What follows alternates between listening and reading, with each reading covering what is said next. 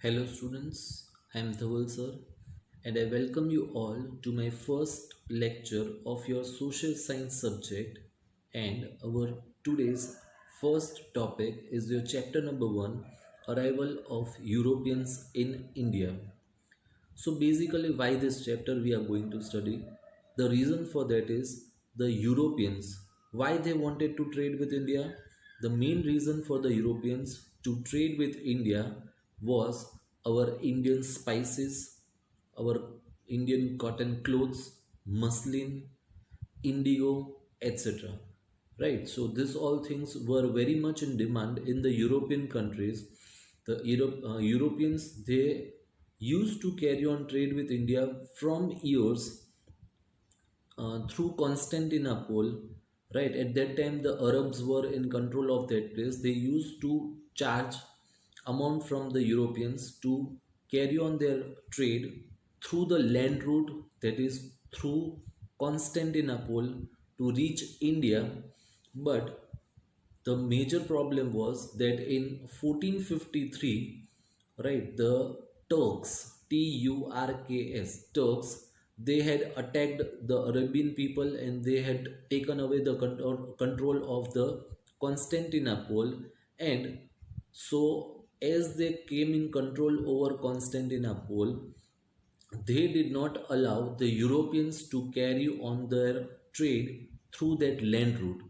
Now, the Europeans did not have any kind of choice and they could not do without the Indian spices and Indian commodities. Right? That means they were not able to live without the Indian commodities, and the demand for the Indian commodities was constantly rising in the European nations. Now, what to do, right? So therefore the Europeans, they decided to find out a new route, or the new sea route, through which they could come to India, and again they can start their trade with the India. So many European sailors, they took out a venture and they decided to find out a new sea route to India. Different European countries, the kings of those countries sent their sailors on a voyage to find out a new sea route to India. So you might have heard about the different names like Christopher Columbus, then Vasco da Gama. So those were the people who had taken out their venture, or they were on a exploration to find out a new sea route to India. Right. So later on, what happened, that we'll find out in the chapter by reading the chapter line by line. Okay. Our country was distinct in the whole world. The people of various countries were being influenced by our culture and prosperity. Many people worldwide were eager to enter into trade with our country and earn wealth out of it. So, as in the introduction part, I have already told that the European countries were very much eager to trade with India because it was very rich in its spices, cotton, muslin, indigo, etc. Different commodities were very much in demand in the European countries, right? And as we have heard that in earlier times India was very rich in its culture, it was very rich prosperity wise also. How we can say? Because we have heard about the term India was known as Sone ki Chidiya. Why it was known as Sone ki Chidiya? Because it was very rich, right? And the people, they were very much influenced by our country. They wanted to come in contact with India, trade with India, and earn a lot of money from India. So earlier, the merchants from the various countries came to India from the northwest by land route. So, as I told in the introduction part, that through the land route, the Europeans already they were trading with the India, right? But in 1453, the Turks, they captured Constantinople, and it became very much difficult for the Europeans to carry out trade through that route. Right. So here, as it is mentioned, for years the Arab traders undertook trade through land route, but as situations changed, here situation means the attack of the Turks over Constantinople, and as they had taken the control of the Constantinople, right? They had blocked the route for the Europeans to carry out trade with India. So the consequently the demand for Indian commodities like silk, cotton clothes, muslin. Now what is muslin? So basically muslin is a cotton cloth, a fine cotton cloth, a very soft cotton cloth, right? Black pepper, spices, etc. So the demand for all these commodities was very much high in the European country, and so each and every country wanted to take the advantage of this, right? Because when the demand is high, so the people can earn very good amount of money from that. So all the European countries, they wanted to find out the sea route, so that as soon as possible they can reach India and they can start with trading with India and earn a lot of wealth from that, right? Yes. So in this map, we can see that India is there, right? And the route is given from you can see the left hand side of, that is the Africa, right? So a dotted line is given through which the Europeans, they crossed Africa and they reached India, right? A point is given, that is Kochi, Calicut, right? So the people through the sea route, the Europeans, they reached over India. Now we'll move further.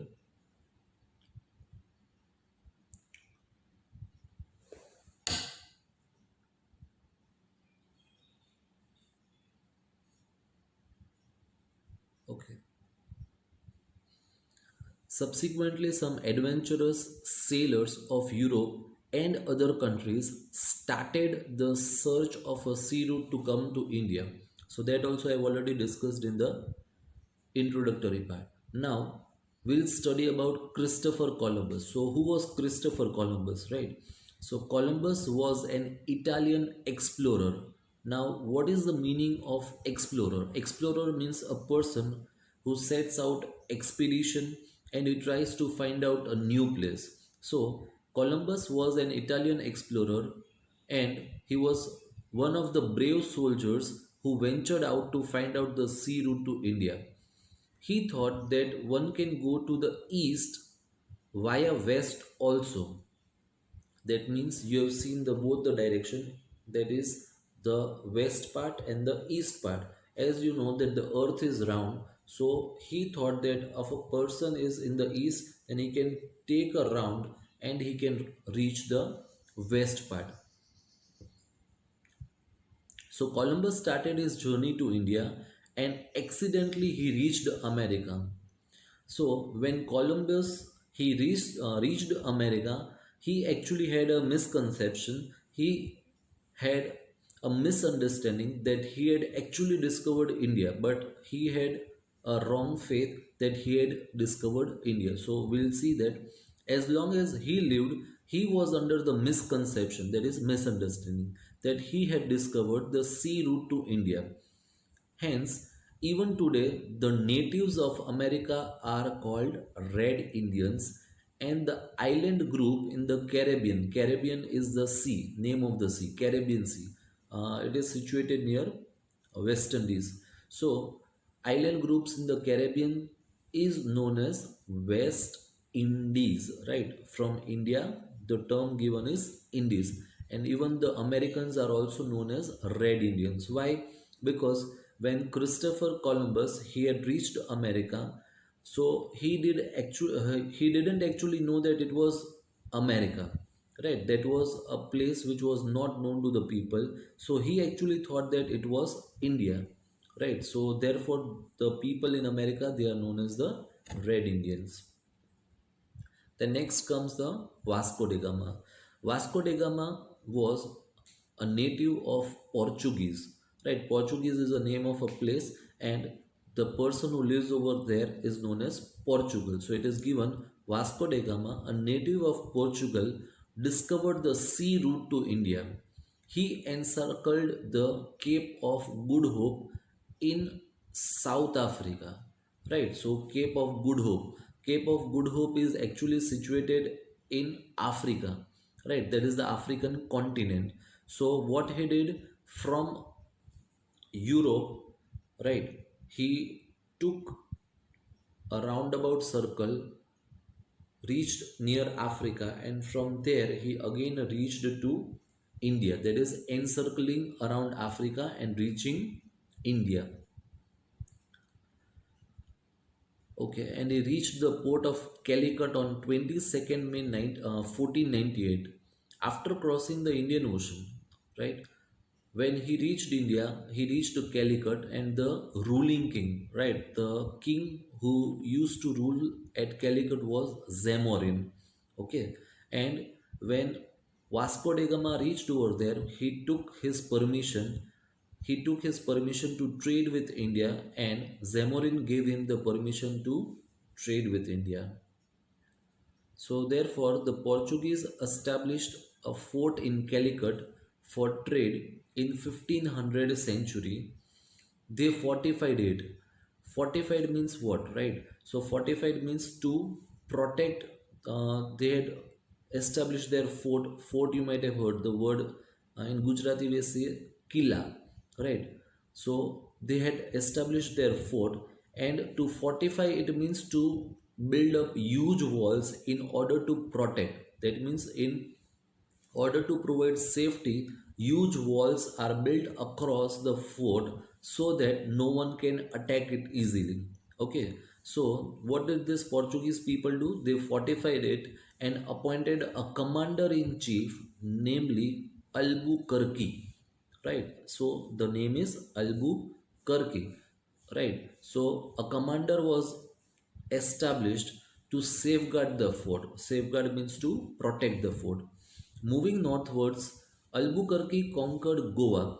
So actually the Portuguese people, they took the permission to trade with India, but later on they started conquering, that is defeating or attacking different parts of India. Right, so as it is given that in 1506 century, Albuquerque, who was very aggressive person, he conquered Goa. Then within a span of 100 years, right? So the Portuguese were the first people who had uh, undertaken the trade with India after finding the sea route to India, and they were the people who lived in India for almost 100 years, and they had undertaken so many territories. They had attacked on so many territories like Mangalore, Cochin, Goa, Diu, Mumbai, and the islands of Lanka, that is Sri Lanka.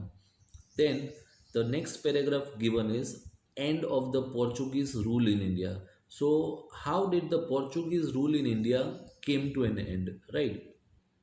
So here it is given in the beginning of the 17th century, the Portuguese expanded their trade to Bengal. So if you see the map of India, Cochin is in the southernmost part and Bengal is in the eastern part. So slowly and gradually within the span or the period of 100 years, the Portuguese they had reached till Bengal. They had conquered and they had taken attacked many places, and they had reached Bengal and they had started trading in Bengal. At this time, the Mughal Emperor Shah Jahan ruled India from Delhi. Right. So at that time, the Mughals were already in India, and the Mughal emperor named Shah Jahan was ruling in Delhi. The Subedar of Bengal, Subedar is a person given the rank in the army. Okay, so the Subedar of Bengal complained to Shah Jahan about the behavior of the Portuguese. Thus, the fort of Hooghly was demolished. Demolished means destroyed, and the ships were burnt as per the order of emperor, because as we have seen that the Portuguese they had started building their forts, and even they were trying to fortify the forts. Fortify means they were building the huge walls across the forts, and they were trying to protect their forts in this way, which was actually not allowed. So the Mughal emperor Shah Jahan gave orders to destroy the fort, which was at Hooghly. Hooghly is the name of a place in Bengal. In this way, the Portuguese rule came to an end with the exception of the territories. Exception of the territories means when Shah Jahan gave the orders, the forts, the ships, and everything of the Portuguese people was destroyed, and the only territories that were left with the Portuguese people were the Diu, Daman, and the Goa. Now, next comes the Dutch people. Right. So, who are the Dutch people? Right. The people who live in the Holland. The old name was Holland, but right now it is known as Netherlands. So, the people who live in the Netherlands, they are known as the Dutch people. After 100 years of the arrival of the Portuguese, at the end of the 16th century, the Dutch of Holland came to India for trading. Initially, they established forts at Pulicat and Madras, that is, right now it is known as Chennai. They also established a trading center at Agra in the year 1663. Meanwhile, the British also arrived in India. So when the Dutch people they came to India, immediately after some time the Britishers they also came to India, and there was a huge competition between the Dutch and the British people, right? Because everyone wanted to earn more and more money from India. So there was a fight going on between the European people also, right? The Europeans belonging to different countries. So the Dutch and the British they kept on fighting with each other, and as a result, what happened? That is, the Dutch people they could not withstand the competition against the British. That is, they could not withstand the competition. That means they lost against the Britishers and they had to go back to their own country. Next is the British interest in India, right? So during the reign of Queen Elizabeth of England, reign means the period, okay, when the Queen Elizabeth used to rule in England in the year 1600 century. The British established the East India Company, right? So again, the people, the merchants in the Britain, right? That is the England. The rich merchants they had established a company which was East India Company, and that company was established in order to carry on the trade with India. This company belonged to the merchants who wanted to increase their wealth by undertaking trade with India. So even the Britishers they came to India. So the first British ship arrived in India at the port of Surat in the year 1608 century. Captain W. Hawkins, the name is William Hawkins. The captain of the sea was the first British to set foot in India. So if you are asked a question, that is who was the first Britisher to come to India, then we can say that the name is William Hawkins. He met Jahangir. Right. So the Mughal emperors, you might have heard about the name. That is, Shah Jahan was there, Humayun was there, then Jahangir was there, then Akbar was there, and then at last Aurangzeb was there. Right. So this might be helpful to you. Okay. So when the Britishers they came to India, they first met Jahangir, and they tried to take the permission from him to trade with India, but they weren't given. They were not given the permission to trade with India. So after some years, again later on, Sir Thomas Roy, right, who was again a Britisher, he came to India, and he acquired the permission to establish a trading center in Surat.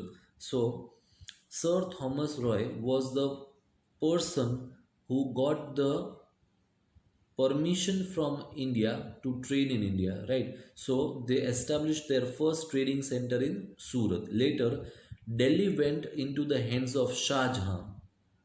Okay, so Shah Jahan gave permission to the British to carry out trade in Bengal.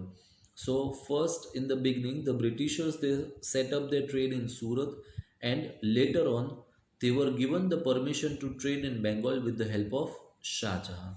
Then next comes the French people, right? So the French, they established the French East India Company in 1664. Okay, so again, as the other European countries did, even the French also established their factories in Surat, Machilipatnam, and Pondicherry, which is right now known as Puducherry. The head of the French company was Joseph Francois Duplex, who had the desire to expand the European rule in India. That means he wanted to expand the European rule. That means they wanted to establish French colonies, they wanted to attack the Indians and expand their territories. Thus, the French and the British stood in competition against each other to become the strongest European company. Now, as we had seen in the earlier paragraph, the Dutch and the British, they were in direct fight with each other. The Dutch lost and they had to go away. In the similar way, when the French also came to India, so they had also a fight with the Europeans, that is the Britishers, right? Okay, so there were innumerable disputes, that is, uncountable number of disputes. They used to keep on fighting again and again, and battles also were fought between them. And finally, the British emerged as the winners. So again, when there was a fight between the French and the British people, right? At that time also, the Britishers were the winners. But however, the French retained their control. So, though the French lost the battle with the Britishers, still they had a control over Puducherry, Mahe, and Chandranagar. Okay, so that was about the French. Then again, we'll later on move on to the British trade in Bengal. So as we had seen in the previous paragraph, that Shah Jahan came in control and he gave the Britishers to carry on their trade in Bengal. So he gave them the permission. So the British first started their trade on the banks of river Hooghly and established forts in the year 1651 century. The forts were garrison. Garrison means what? So garrison means the Britishers, they brought their army, right? So around the fort, the Britishers, they kept their soldiers in order to protect the fort. So they brought their soldiers with weapons and they placed the army around their forts in order to protect their forts. So the forts were garrisoned to for their protection of the factory and got the permission from the Mughal Emperor Aurangzeb to trade without paying taxes against an annual payment, right? So any trader, whether it was a Indian trader or whether it was a European trader, they were supposed to pay tax to the king who used to rule that place for carrying out a trade. But Aurangzeb, he gave the permission to the Britishers to carry on their trade without paying the tax. Right. So then later on comes the expansion of the British rule between the 1757 century and the 1857 century. By this time, the East India Company was in a race to earn more and more money. As per the order passed in Bengal, only the company availed the benefit of tax free trading. However, many officers who were engaged in a private trade did not pay the taxes as well. So, what does this mean? That means the Aurangzeb had given the British East India Company not to pay the tax, but with as the British East India Company had come to India, along with that, many small private traders from different European countries had also come to India who were trading in India, and as and when they saw that the British East India Company did not pay any kind of tax, even that small private traders, they also stopped paying the taxes to the kings.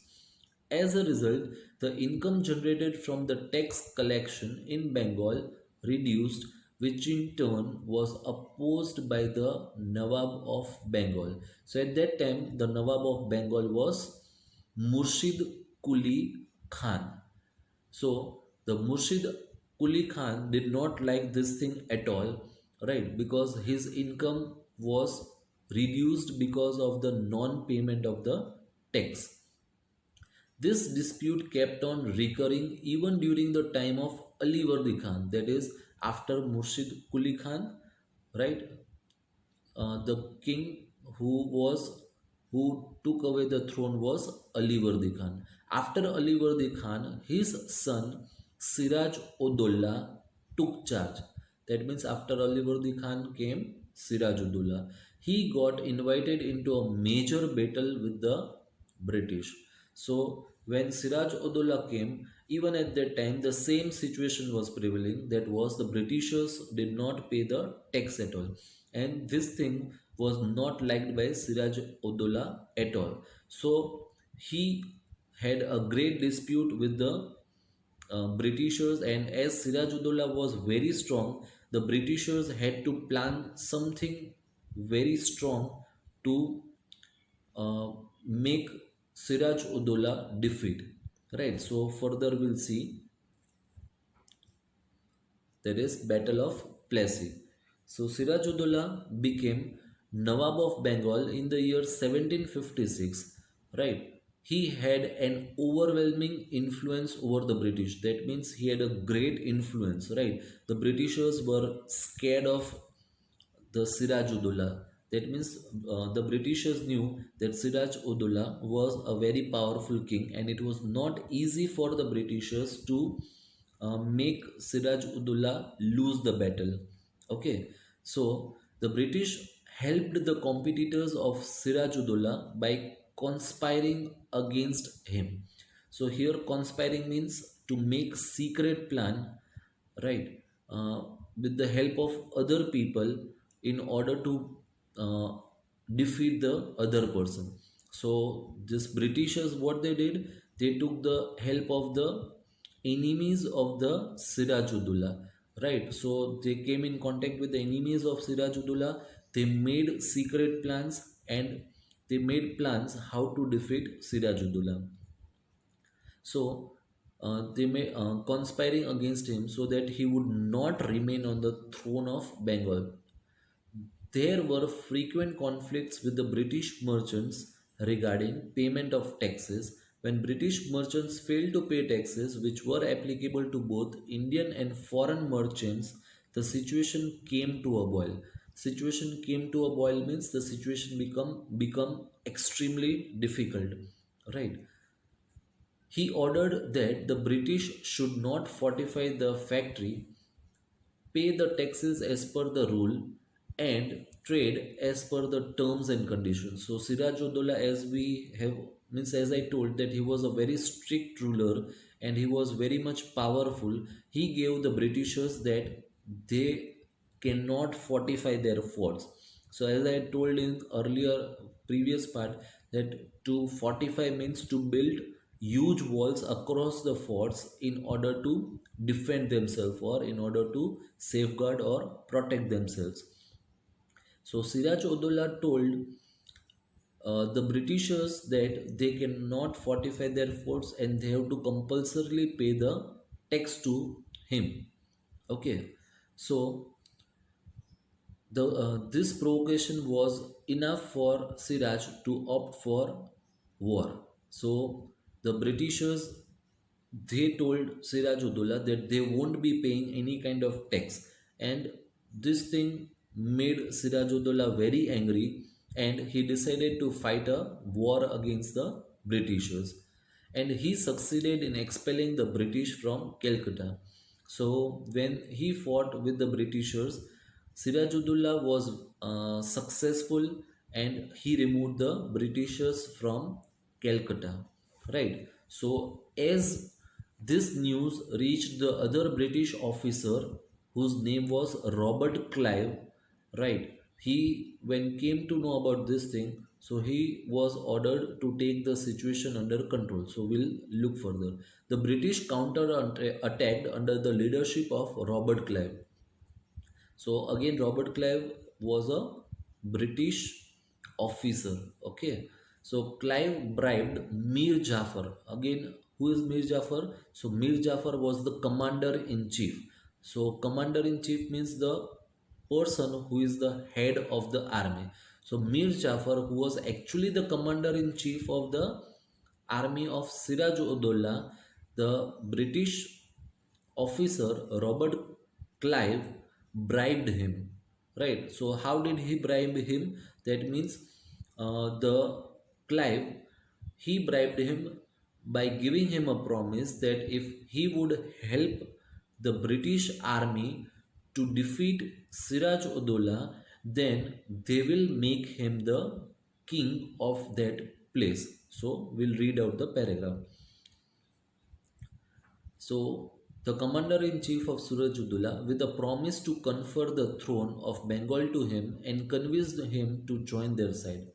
With the help, with his help, Robert Clive defeated and murdered Sirajudullah. So, actually, what happened when a fight took place between the Sirajudullah and the British army led by Robert Clive? So, already Mir Jafar was on the side of the Britishers, which actually Siraj-ud-Dowlah didn't know, and he left the army in between. And within half day, the battle got over. Siraj-ud-Dowlah was defeated, and he was murdered by the Britishers. So this was the first war which was fought by the British company in India, right, which marked the beginning of the British rule in India. So actually the Britishers, they had come to trade with India, but this was the beginning of their rule in India. Thus this war is considered to be the turning point in the history of India. Right, why it is considered as the turning point of the history in India? Because if the Britishers did not have fight or the war, and if they didn't win this war, it might be possible that the Britishers could not have been able to take control of India. Right, so we'll move further.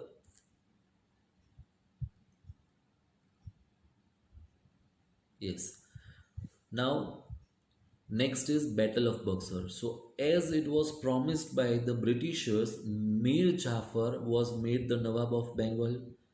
Then, as the task of the Robert Clive was also over, so he was also sent back to England. And slowly and gradually, as time passed, now Mir Jafar had become the Nawab, and as and when time passed, Mir Jafar became hostile towards the Britishers. Hostile means unfriendly.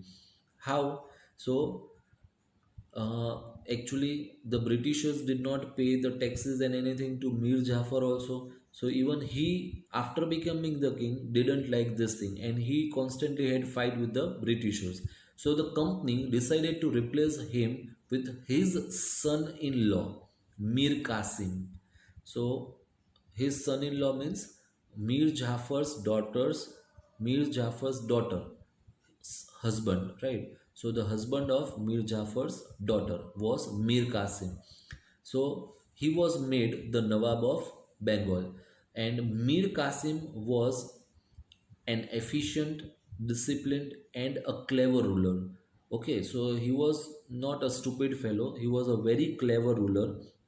And again, there arose a problem for the Britishers, right? Why? Because the matter was the same. Even Mir Qasim, who was made the Nawab, he didn't like the Britishers not paying any kind of taxes to him. So therefore, again there was a problem between the Nawab Mir Qasim and the company, right? Which ultimately brought both the forces face to face with each other. That means there was again a battle fight between the Britishers and Mir Qasim. So in 1763, Mir Qasim was defeated by the company.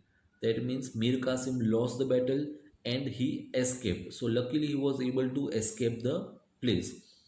Then later on, what did he do? That is, he reorganized his army because he wanted to fight against the Britishers. So he reorganized his army along with the forces of Nawab of Oudh, Suja-ud-Dawla and Mughal Emperor Shah Alam II. That means these were some of his friends whose help Mir Qasim took, and again he formed his army, and again he tried to fight with the Britishers. So their combined forces, that is the Mir Qasim forces of Nawab of Oudh, Suja-ud-Dawla and Mughal Emperor Shah Alam, all these kings and their armies together tried to fight the British company in Buxar. Buxar is the name of a place. In 1764, the British East India Company again won the war,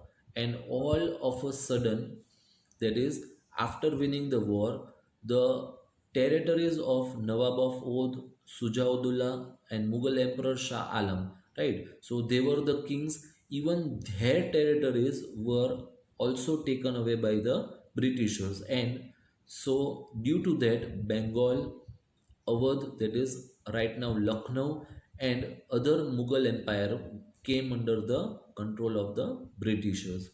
So as now the Britishers, they had become very much powerful. They had a huge territory under their control. So the British needed someone to control those territories, and again Robert Clive was sent back to England. Again, the British government, they sent Robert Clive back to India in order to take charge or to control the territories they have won. So Robert Clive was sent to India to take control of the situation. That's how the East India Company, a trading company, so actually it was a trading company, emerged as a political power in the subcontinent of India.